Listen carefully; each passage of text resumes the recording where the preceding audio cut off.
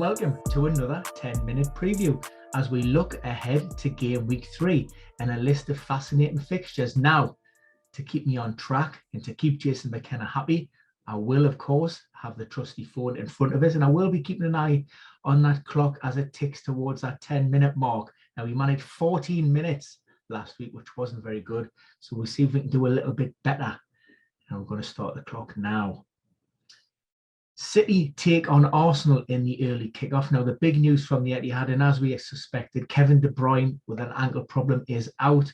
We got a heads up from Roberto Martinez midweek when he was omitted from the Belgium squad. Pep is hopeful that the Belgium international can return after the international break. He is progressing, but it's very slowly, and it's that problem that he picked up during the Euro 2020 championships. For Arsenal, the treatment room has cleared. We've only got 3 players definitely ruled out of that game. Eddie Nketiah, ankle. Thomas Partey is also out, but we're seeing the return of Kieran Tierney. He came off with cramp last weekend. Willian is available post-COVID. Bukayo Saka picked up a knock at the Hawthorns in the League Cup. That was an impact injury, knee on knee, but he has trained fully and he will be available. And of course, we have Hector Bellerin, who could come in at right back with no clear identified first team starter.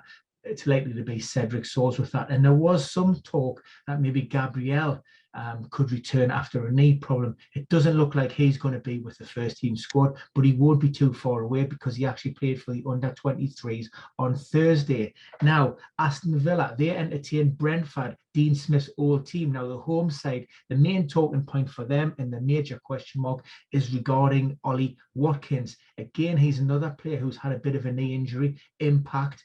It's taken a little bit longer than initially thought. But if he can train pain-free on Friday, then he will be available and he will be added to the squad. Bertrand Traore, Leon Bailey, they're both out hamstring problems until after the break. For Brentford, they could be unchanged once again. Thomas Frank confirmed that Pinnock, who picked up a bit of an ankle knock at Palace last weekend and then also midweek in the League Cup, is fine. He has trained. That's just an impact injury. Now, across to the AMX Stadium in Brighton on the south coast, Graham Potter, he spoke about the possibility of 1 or 2 players maybe returning to the squad. Danny Welbeck, he hasn't featured at all this season due to a hamstring problem. Now, he has been involved in the training pitches, but if he is, any minutes will only come from the bench. He's certainly not in a position to start. The good news is for the Seagulls is Neil Maupay. Now, he went off what could have been quite a nasty shoulder injury following an awkward landing last weekend. Now, the scorer has been in great form, grabbed himself a couple of goals already. He has strained ligaments, but it's nothing too serious, certainly nothing that will require surgery. It's about pain management at this time. So he's trained Thursday, and if he can come through Friday, fine. Then he will be in and around the squad. Like I say, there's not too much damage there. It's more a case of just managing that pain. For the visitors, Everton, Rafa wasn't giving too much away. One of the, we spoke post-match about the Toffees' win at Huddersfield Town. Alex Iwobi came off with what he said was abductor pain. Now, that may open the door for Andros Townsend to return to the squad. So there's question marks there, but there's also concerns with regards to James Rodriguez. He has been out quite a while, self-isolating through COVID. He has been on the training pitches, but it will come down to his match fitness, so we'll wait and see with that one. Ben Godfrey is also back in contention, but again, a lack of fitness and sharpness will probably mean a place on the bench is the best he can hope for. For Newcastle, looking for their first points of the season, they entertain Southampton at St James's Park. Big question marks regarding a couple of players. We know that John Joe Shelby's out. His replacement, Isaac Hayden, picked up a problem at Villa Park. It looked quite serious at first, but he did return to the training pitches on Thursday, which gives him a good chance. However, if he doesn't come through that unscathed, then probably Sean Longstaff would be the player that comes in. Alan Saint-Maxim was seen limping as he took a penalty against Burnley in the League Cup. That was an impact injury, took a whack on the foot. And again, it's painful, but he should be involved. Paul Dummett as well is also nearing return after recovering from a calf problem. He hasn't featured at all this season, but Matt Ritchie's doing a great job in there. Visitors Saints, nothing fresh. Will Smallbone ACL is a long-term injury problem, and that's basically it. Now Norwich, they got a great result, albeit in the League Cup this week against Bournemouth, but a couple of their star players have picked up niggling little problems. Sargent is one, described as a minor glute issue, and Daniel Falk was fairly confident, reading between the lines, that he could recover. But to solace, the Greek player, 19-year-old attacker, got himself a couple of goals. He is struggling, post-match with, we think, is a muscular issue. He didn't sound very confident, although the player hasn't been ruled out quite yet. Now, Falk has named the same starting 11 for the first two Premier League matches. He did bring in Brandon Williams this week on loan from Manchester United, who started in that League Cup game. And some performances from those players may, prompt a change from the manager who've, suffered back-to-back defeats in the first two games. West Ham United, no fresh injury concerns. Arthur Masuaku possibly back after the international break, but just your normal knocks and niggles following the win over Leicester. Now they entertain Crystal Palace, and once again, it's more or less a clean bill of health in terms of those players who haven't been sidelined long term. And I'm talking about the Nathan Fergusons, the Ezes, and the Michael Oloisi, who they came in from the summer signing from Reading. There was also question marks regarding the availability of Milivojevic.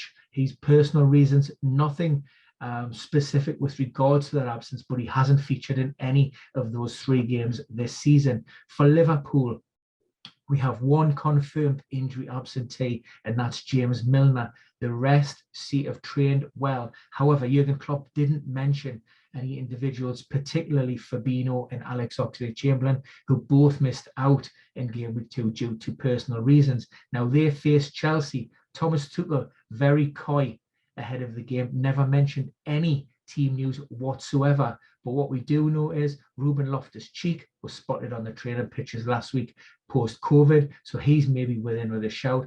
But it could be that Christian Pulisic, who tested positive ahead of game week 2, is ruled out of the fixture. Otherwise, we're expecting the Blues to be pretty much as they were. For Burnley, Sean Dyche, he spoke about a good performance at St. James's Park, and one or two players are in contention.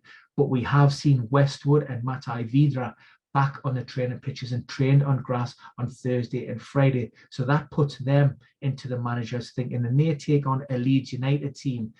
Diego Llorente, he returned in the League Cup, and Marcelo Bielsa said he could be ready for 90 minutes.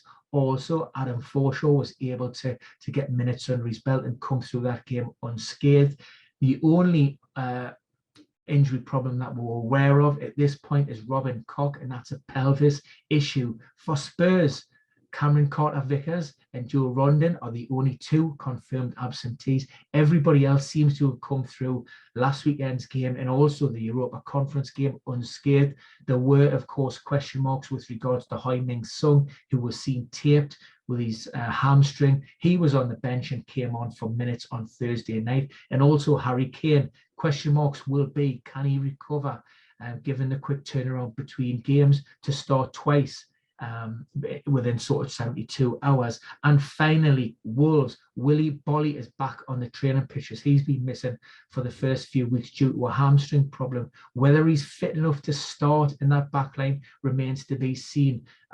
Bruno Lage has started with Connor Coney, Roman Sias and Max Kilman as a back three. So maybe Kilman could be the player to miss out if Willy Bolly is deemed fit enough. And finally, Manchester United. Again, not a lot of change in the United treatment room. What we do know is Edison Cavani has got a full week of training under his belt.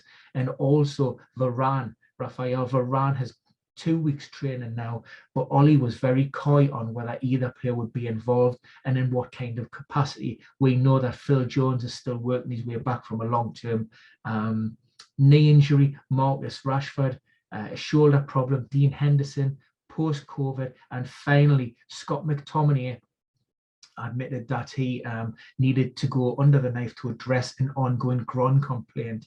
So he's going to be out. We don't have any kind of time frame. Looking at the clock, 9 minutes and 29 seconds. Nailed it, by the way. So yeah, good luck to everyone ahead of game week 3. Keep following for the social media updates for any late and breaking news, and also the Premier injuries table, which will be updated throughout the build up to game week 3 deadline. See you all again soon.